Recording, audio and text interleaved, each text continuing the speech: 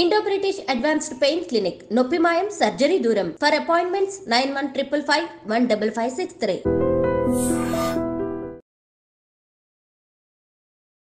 Welcome to iDream. It's me Anusha Komal. ఇవాళ మన guest ప్రముఖ న్యాయవాది సుభాషిణి గారు ఉన్నారు, వారితో మాట్లాడదాం. నమస్తే madam.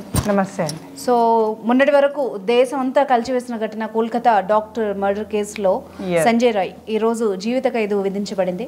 But at the same time అక్కడ భారీ భద్రత ఏర్పాటు చేశారు. అతనికి శిక్ష విధించిన టైంలో ఆ కోర్టు ఆవరణలో రోదనలు మిన్నంటాయని కూడా న్యూస్ మనం చూసాం.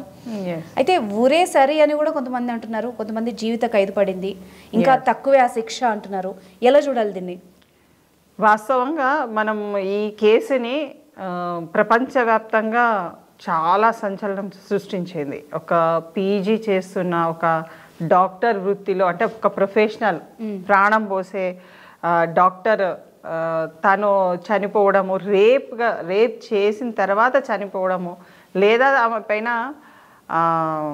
చాలా అఘాత్యము జరగడము, చాలా పాశవికంగా చాలా అసలు అంటే ఈ శిక్ష అనేది సరిపోదు అన్నది చాలా మంది అభిప్రాయము. మనం కూడా యాజ్ ఎ విమెన్ అనే కాదు, ఒక సిటిజన్గా మనం ఆలోచించినట్టయితే మనము ధర్మం కోసం పోరాడిన దేవుళ్ళ సైతం మనం ఒకవేళ కనుక స్టోరీస్ తీసుకున్నట్టయితే యేసు ప్రభుని సిలువేసి ఎంత హింసకు గురి చేసారు. మరి కృష్ణుడిని జన్మించిన దాని అప్పటి నుంచి కూడా ఎన్నో విధాలుగా హింసకు గురి చేశారు, ఎన్నో విధాలుగా చూపించడం జరిగింది. ఒక కథలో కూడా వాస్తవం అయితే వాస్తవము, అది కథ అయితే కథ. కానీ ఒక మంచి పని చేసే వాళ్ళకు కూడా ఒక శిక్ష అనేది ఇప్పుడు మనం ప్రత్యేకంగా చూస్తున్నాం. అవును. అలాంటిది ఒక క్రూరమైన ఒక మృగం కూడా అంత పాశవికంగా, అంత హత్య, అంత రేప్ చేయరు, అంత ఇదిగా ఎవరు అమ్మాయిని అంత ఇదిగా చంపలేరు. అలాంటి వ్యక్తికి జీవిత ఖైదీ అంటే చాలా నార్మల్ అది. ఎందుకంటే అది ఇప్పుడు యాజ్ ఎ లీగల్గా మాట్లాడితే జీవిత ఖైదీగా ఇచ్చినప్పటికీ అతను అప్పీల్కి వెళ్ళే అవకాశం ఉంది, ఏది హైకోర్టుకి వెళ్ళే అవకాశం ఉంది. సో హైకోర్టులో ఇప్పుడు అమ్మాయి తరఫు నుంచి కంప్లైనెంట్ కనుక స్ట్రాంగ్గా ఫైట్ చేస్తే డెఫినెట్గా డెత్ పెనాల్టీ వస్తుంది. ఇంకా అక్కడ నుంచి కూడా వాడు ఒకవేళ అనుకుంటే కూడా అక్యూజ్డ్ ఎవరైతే సంజయ్ రాయ్ ఉన్నాడో, even he can appeal for the supreme court వరకు. ఏదున్నా సత్వరంగానే, తొందరగానే, అంటే ఇంతకు ముందు గతంలో కొన్ని ఇయర్స్ తీసుకునేది, బట్ ఇప్పుడు కేసెస్లలో ఇయర్స్ అట్లా చాలా సంవత్సరాలు తీసుకోవట్లేదు. డెఫినెట్ గా ఫాస్ట్ గా వెళ్ళిపోతుంది. ఈవెన్ హైకోర్టుకు వెళ్ళినా కానీ ఫాస్ట్ గానే వెళ్తుంది. సో అక్కడ నుంచి సుప్రీంకోర్టు వెళ్ళినా కానీ డెత్ పెనాల్టీ అన్నది వచ్చే అవకాశాలు 100% ఉన్నాయి. అయినా అంటే ఇక్కడ ఒకటి ఏంటంటే సూచిగా దాంట్లో ఎంతమంది ఇన్వాల్వ్మెంట్ ఉన్నారు, ఎంతమంది అయిందన్నది ఇంకా ఇన్ఫర్మేషన్ బయటికి ఇవ్వకపోవడం, అది కొంచెం గమనించాలి. మనం కూడా ఈ కేసు స్టార్టింగ్ అప్పటి నుంచి కూడా మనం చూస్తే సాక్ష్యాలు తారుమారయ్యాయని, దాని మాజీ ప్రిన్సిపల్ గానీ ఇంకొకరి గురించి కానీ చాలా ఆరోపణలు వచ్చాయి. అండ్ సంజయ్ రాయ్ పేరు మాత్రమే మెన్షన్ చేశారు అన్నట్టుగా కూడా మాట్లాడుతున్నారు. ఎలా చూడాలి ఇది? ఒక సివిల్ వాలంటీర్ అని చెప్పేసి ఏదో తీరుగా హాస్పిటల్లో ఒక వాలంటీర్గా తన ఒక సేవలు అందిస్తున్నాడు అన్న ఒక కాన్సెప్ట్ తీసుకొచ్చి, అంటే ఆ సేవ ఏ రూపకంగా అందుతుందో అన్నది మన ప్రజలకు నిర్మోహమాటంగా మీడియా ద్వారా చాలా చాలా విధిగా చూసినాం, అతను ఏ విధంగా చేస్తున్నాడు అనేది. మరి అలాంటి వ్యక్తిని వీళ్ళు అందరూ ఉపయోగించుకున్నట్టుగా కనబడుతున్నది. మేబీ అక్కడ లోపాలు ఏదో విధంగా, అది ప్రాసిక్యూషన్ లోపాలు ఏమన్నా ఉన్నాయా, అది హైకోర్టుకు వెళ్తే ఇంకేమన్నా శిక్ష పెరిగే అవకాశాలు ఉన్నాయన్నది మనము దాన్ని వెయిట్ చేసి చూడాలి.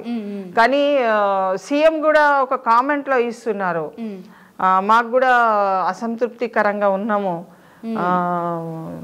జడ్జి గారు ఇలా ఇచ్చారు అని చెప్పేసి అని కోర్టుని పాయింట్అవుట్ చేస్తున్నారు.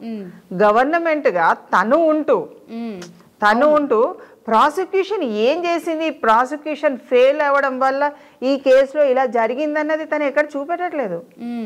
ఒక నాయకత్వంతో ఉన్న లక్షణాలతో ఉన్న ఒక లీడర్, ఒక విమెన్గా ఉండి ఒక సీఎంగా కొన్ని సంవత్సరాలు ఆమె ఆ పదవిని అనుభవిస్తున్నది.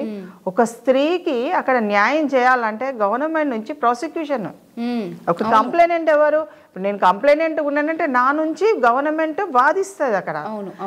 ఆ వాదనల they should show the ample evidence. ఆ ఎవిడెన్స్ అంతా నువ్వు ఎంత ఎవిడెన్స్ చూపిస్తే నీకు అంత శిక్ష పడుతుందండి. అవును, నీ దగ్గర నుంచే అది బలంగా వెళ్ళాలి తప్ప ఒకవేళ అంత ఇదిగా ఉంటే కూడా ప్రాసిక్యూషన్ సైడ్ని పక్కకు పెడుతూ ఈవెన్ కంప్లైనెంట్ కూడా అసిస్ట్ చేయడానికి ఒక అడ్వకేట్ని ఇది చేసుకోవచ్చు. మరి వాళ్ళకి అది ఇచ్చిందా లేదా అన్నది మనకు ఎక్కడ చూపించినట్టు అనిపించట్లేదు. సో ఒక సీఎంగా అంత పదవిని అనుభవించినప్పుడు తను ఒక స్త్రీ మీద కాంట్రవర్షియల్ స్టేట్మెంట్ ఎట్లా ఇస్తారు? వాళ్ళే ప్రభుత్వము, వాళ్ళే ప్రధానము, హోమ్ మినిస్ట్రీ కూడా వాళ్ళదే. సో ప్రాసిక్యూషన్ ఎవరిది? హోమ్ మినిస్ట్రీది. వాళ్ళే చేసుకోవాలి కదా. నా ఇల్లు నేనే కాల్చుకుంటానంటే అదేమన్నా అర్థం ఉందా? ఇంకా కాలిపోలేదు, ఇంకా కొంచెం బతికే ఉన్నదని ఆమె చెప్పడంలో చాలా చాలా సిగ్గుచేటు. ఎందుకంటే ఒక ముఖ్యమంత్రి హోదాలో ఉండి ఒక స్త్రీకి న్యాయం చేయలేకపోవడము, మా చేతిలో ఏం లేదు అనడము అది సబబైన విషయం కాదు. ఒక ప్రయత్నం నువ్వు చేసినట్టు ఎక్కడ కనబడుతుంది? ఎంతసేపు కల్ప్రిట్స్కి నువ్వు అక్యూజ్డ్కి నువ్వు సపోర్ట్ చేసినట్టుగానే కనపడ్డది తప్ప నిన్ను నువ్వు కాపాడుకుంటున్నావు. ఎందుకంటే ప్రభుత్వము బద్నాం కావద్దు, ప్రభుత్వానికి ఏ విధంగా చెడు పేరు రావద్దు అన్నది చూసుకున్నారు. కానీ ఒక అమ్మాయి గురించి మనం మాట్లాడుకోవద్దు ఇక్కడ. సమాజంలో ఉన్న అందరు అమ్మాయిల విషయాల మీదనే ఇది రావాలి. ఎందుకంటే protection and safety as a major issues. అవును, ఒక ప్రభుత్వంలో ఉండి రాజ్యాంగం ప్రకారము ఒక కాన్స్టిట్యూషనల్గా మనం ఏం చెప్తుందంటే స్టేట్స్కి ఫుల్ పవర్ ఉంది, వాళ్ళు మహిళల కోసము పిల్లల కోసము ఎన్ని సేఫ్టీ మెజర్స్ తీసుకున్నా అభ్యంతరం లేదు అనేది చెప్తున్నది. ప్రత్యేకమైన రాజ్యాంగంలో చెప్పేది. అంటే ఒక స్టేట్కి నీకు ఎంత పవర్ ఇచ్చినప్పుడు నువ్వు ఎన్ని కావాలంటే స్కీమ్స్ ఎన్ని పెడతావండి? రక్షణ లేని స్కీమ్స్ పెడితే ఏమొస్తుంది? అవును, ఒక పీజీగా చేస్తూ ఆ అమ్మాయి నీ ప్రభుత్వం మీద కూడా కంప్లైంట్ ఇచ్చిందన్న వార్తలు విన్న తర్వాత నిన్ను నువ్వు రక్షించుకో, కాదనట్లేదు. కానీ శిక్షకు అర్హులని నువ్వు వదిలిపెట్టేస్తే ఎట్లా? కోర్టుకు ఏం కావాలండి? మేము యాజ్ అ అడ్వకేట్గా కూడా సాక్ష్యాలు కావాలి, సంపూర్ణమైన సాక్ష్యాలు కావాలి. దేంట్లో? ఓన్లీ రేప్ కేసెస్లో ఎక్కువ స్థాయిలలో. అవును, మెటీరియల్ ఎవిడెన్స్ ఇస్తావా, లేకుంటే ఫస్ట్ ఎవిడెన్స్ ఇస్తావా, ప్రైమరీ ఎవిడెన్సా, సెకండరీ ఎవిడెన్సా, ఏమి ఇస్తున్నావు, కొలాబరేటివ్ ఎవిడెన్స్ ఏమి ఇచ్చినావు? ఎందుకు ఓన్లీ లైఫ్ శిక్ష పడ్డది? డెత్ పెనాల్టీ అసలు ఆ కేసులో ఆ రాక్షసత్వానికి death penalty is the correct decision. ఉరి తీయడం అన్నది సబబైన విషయం. కానీ మనం నిర్భయ కేసులో చూసినాం. అసలు దీంట్లో అందులో ఈ సంజయ్ రాయ్ ఎంతవరకు అతను పాత్రధారుడు అన్నది పబ్లిక్గా మనకు కొంత అనుమానాస్పదమే. అవును, కానీ కోర్టుకు వాళ్ళు సమర్పించింది అంతా అతని మీదనే వచ్చేసింది. ఒక్కడి వల్ల సామూహిక అత్యాచారం ఉన్నప్పుడు మిగిలిన వాళ్ళ గురించి ఎందుకు అక్కడ రావట్లేదు అన్నది పెద్ద క్వశ్చన్. ఇది ఏంటంటే ఇది హైకోర్టు వరకు వెళ్తుంది కాబట్టి most of the public opinion is also important. అక్కడ ఒక ఎవిడెన్స్ అనేదే కాదు, పబ్లిక్ ఒపీనియన్లో ఎక్కడ తప్పు జరిగింది, ఎక్కడ తప్పు చేస్తున్నారు, మళ్ళీ అక్కడ మనం కరెక్షన్ చేసుకోవచ్చు అన్నది చాలా ఉంటుంది. ఎందుకంటే అసలు రిజల్ట్ అన్నది అంత మనసుకు ఇట్లా అంటే కరెక్ట్గా ఇచ్చింది అన్నది కనపడట్లేదు. చాలా బాధాకరమైన విషయం. అతని తల్లి కూడా ఎవరైతే దోషి ఉన్నారో తల్లిది నా కొడుకును ఉరేయండి ఉరి తీయండి అని చెప్పిన విషయంలో ఆశ్చర్యంగా అనిపిస్తోంది ఒకవైపు. ఎందుకంటే తను ఒక తల్లి కదండి. ఇప్పుడు తల్లి కొడుకుని కన్నప్పుడు నా కొడుకు ప్రయోజకుడుగా చూస్తుంది. ఏ తల్లైనా సరే ఎంత ఏ స్థితిలో ఉన్నా ఆర్థికంగా కానీ ఏదైనా ఏ స్థితిలో ఉన్నా ఒక తల్లి తన కొడుకైనా బిడ్డనైనా ఒక ప్రయోజకులు కావాలి ఈ సమాజానికి అని ఆలోచించేట ఆమె తన కొడుకు ఈ దుర్మార్గానికి పాల్పడ్డారనంటే చంపేయండి, నాకేంటి అన్న ఒక జవాబు ఇచ్చింది ఆమె. అవును. కానీ అదే హోదాలో ఉండి ఒక ముఖ్యమంత్రిగా తాను ఈ విధమైన స్టేట్మెంట్ ఇవ్వడం అన్నది చాలా హాస్యాస్పదమే. అవును. ఎందుకంటే ప్రజలకు నువ్వేం చెప్తావు? రేపు మళ్ళీ ఎలక్షన్స్ వస్తాయి, మళ్ళీ నిన్ను ఎగ్గుకోవాలి, నువ్వు రావాలి, ఓటు వేయాలి అని అంటే వాటి ఆన్సర్ నువ్వేం ఆన్సర్ ఇస్తావు? అంటే ఆడపిల్లల్ని ఇలా చేస్తే మేమంతా కాపాడుకుంటామని చెప్తారా? ఇప్పుడు ఆమె ఇవ్వవలసిన స్టేట్మెంట్ ఏంటంటే అప్పీల్లో మేము కరెక్ట్గా ఇంకా ఎవిడెన్స్ని ఇంకా మేము గట్టిగా కొట్లాడి మా ఎవిడెన్స్ చాలా ఉన్నది, దీనితోని ఉరి తీయండి అని చెప్పమని శిక్ష వేయాలని పోరాడాలి. వాళ్ళని పిలవాలి, ఇమీడియట్ గా ఒక కమిటీని పిలిచి మీటింగ్ పెట్టి ఎట్లయితుంది హోమ్ మినిస్ట్రీలో మీటింగ్ జరగాలి. ఇది మామూలు సంఘటన కాదండి. ప్రజలని భయభ్రాంతులకు గురి చేయడమే కాదు, మహిళల ఉనికిని సమాజంలో బ్రతకనీయకుండా ఉండే సందేశం ఇచ్చారు. అంటే నువ్వు చదువుకోవద్దు, నువ్వు చదువుకోవడానికి వెళితే నీ పని నువ్వు చూసుకోవాలి, నిన్ను ఎవరన్నా హింసకి గురి చేసినా, సెక్షువల్ హరాస్మెంట్ చేసినా, అంటే లైంగిక దాడి చేసిన నోరు మూసుకోవాలి, నువ్వు ఎక్కడ చెప్పద్దు, నువ్వు కంప్లైంట్ ఇయ్యద్దు, ఇస్తే మాత్రం నీ పని అవుట్.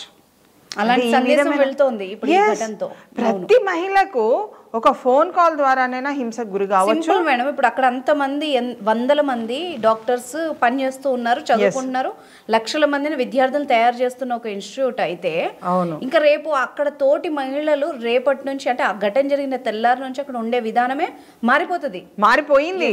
యాక్చువల్ గా ఆమె చనిపోయిన తర్వాత అక్కడ ఎక్కువ మంది పీజీ విద్యార్థులు వెళ్ళలేదు, వేరే దగ్గరికి అంటే అక్కడికి ట్రాన్స్ఫర్ చేసుకోవడానికి ఒక ప్రయత్నం అన్నది జరిగింది, చాలా విధాలుగా జరిగింది.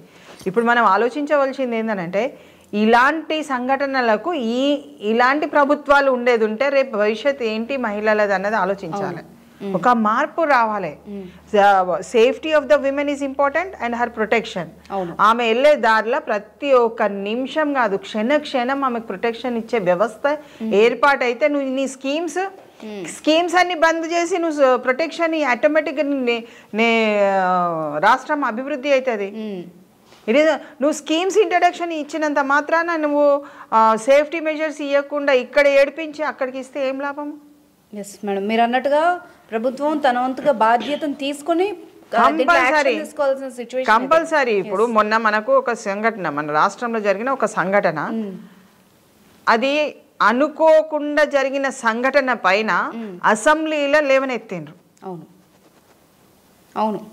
ఒక ఫిల్మ్ యాక్టర్ మీద, అల్లు అర్జున్ మీద అసెంబ్లీలో అనుకోకుండా జరిగిన సంఘటన, అనుకున్నది జరిగిన సంఘటన కాదు, అనుకోకుండా జరిగిన సంఘటన మీద ఒక అసెంబ్లీలో చర్చ జరిగితే తెలంగాణ స్థాయిలలో నువ్వు కలగటాల రాష్ట్ర వ్యాప్తంగానే కాదు దేశవ్యాప్తంగా ప్రపంచవ్యాప్తంగా హల్చల్ అయిన కేసు అది. నువ్వు కనీసము అసెంబ్లీలో కాదు, కనీసం హోమ్ మినిస్ట్రీ పిలిచి గట్టిగా వార్నింగ్ ఇచ్చి, బాబు నా ఇజ్జత్ పోతుంది, నా యొక్క ప్రభుత్వం కింద పడిపోతుంది, మీరు గట్టిగా పనిచేసి ఆ కేసుని నిరూపించి ఆయన ఉరిశిక్ష పంపించండి అని ఒక ముఖ్యమంత్రి స్థాయిలో చెప్పలేదా అండి? ఆమెకు అంత పవర్ ఉంది, బట్ షీ డిడ్ నాట్. దానికి మనము insatisfaction on the government part and విమెన్గా కాదు ఒక సిటిజన్గానే ఒక అవమానంగా భావించాలి. ఒక అవమానమే అది, స్త్రీ లోకానికే అవమానము. ఆమె ఒక ముఖ్యమంత్రిగా ఉంటూ ఒక స్త్రీని కాపాడడం అన్నది నీ వల్ల కాదు. వీఆర్ నాట్ ఆస్కింగ్ నువ్వు అమ్మాయిని కాపాడు అని మేమేం అంటలేము, లేకుండా ఆమె చనిపోయింది ఆల్రెడీ. న్యాయం జరగాలి, జస్టిస్ టు ద హ్యూమానిటీ. మానవత్వానికి విలువ అన్నది ఒక ప్రభుత్వంగా ఉండి ఒక హోమ్ మినిస్ట్రీగా ఉన్నప్పుడు దాన్ని నీ బాధ్యతనే. ఏది కూడా అది చెయ్యలేని పక్షంలో నువ్వు రాజీనామా చేసి పక్కకు జరగాలి. అది అట్లా ఉంటుంది. మీరు ఫారెన్లో, మీరు వెస్ట్ కంట్రీస్లో చూడండి, చాలా మటు న్యాయం చేయలేకపోయిన ప్రెసిడెంట్స్ ఆఫ్ కంట్రీకి రాజీనామా చేసి పక్కకు తొలగిపోతారు న్యాయం చేయకుంటే. అది ఒక విషయమే, ఒక ఇష్యూయే కావచ్చు, ఒక సమాజానికి సంబంధించింది కావచ్చు. కాబట్టి ఇక్కడ ఏంటంటే ఆమె చేసిన స్త్రీ జాతికి ఉపకారం అనేది ఏం లేదు, అది ప్రభుత్వాన్ని వైఫల్యంగా భావించాలి. ఇప్పుడైనా కానీ కనీసం హైకోర్టు సుప్రీంకోర్టు మనకు అపీల్స్కి ఉన్నాయి, ఎట్లాగో అతని తరఫున అపీల్ అన్నది ఒకటి దాఖలు అవుతుంది హైకోర్టులో. ఇప్పటికైనా కానీ ఒకవేళ అనుకొని ఉంటే ఇప్పటికైనా ప్రాసిక్యూషన్ వాళ్ళు కంపల్సరీ హైకోర్టులో దాన్ని గెలవడానికి ఒక ప్రయత్నం చేస్తే ఉరిశిక్ష పడుతుంది. లేదు సుప్రీంకోర్టు వరకు వెళ్ళినా అక్కడ కూడా ఉరిశిక్ష పడుతుంది. ఎందుకంటే అంత ఎవిడెన్స్ ఉందండి, ఆ గ్యాదరేషన్ అప్పటికే మనకు తెలిసిపోయింది పబ్లిక్కి. సో ఇది ప్రభుత్వ వైఫల్యంగానే మనం భావించాలి తప్ప వేరే విధంగా లేదు. కానీ స్త్రీ జాతికి ఎన్నటికైనా కానీ safety and protection and development and welfare ఈ అంశాలతో కూడుకున్న ఏ ప్రభుత్వమైనా కానీ ఇంకా ఫ్యూచర్లో వాళ్ళు ఎదిగే అవకాశం చాలా ఉంటుంది. మన భారతదేశానికి కూడా అదే ఔన్నత్యంగా మారుతుంది తప్ప స్త్రీని దురదృష్టకంగా చూసి ఒక ఘోర అవమానానికి గురి చేసినట్టయితే, అరాచకాలు స్త్రీ పైన చేసిన ఏ దేశం కూడా అభివృద్ధి వైపు పయనించడం చాలా కష్టం. Right, thank you very much ma'am. Thank you.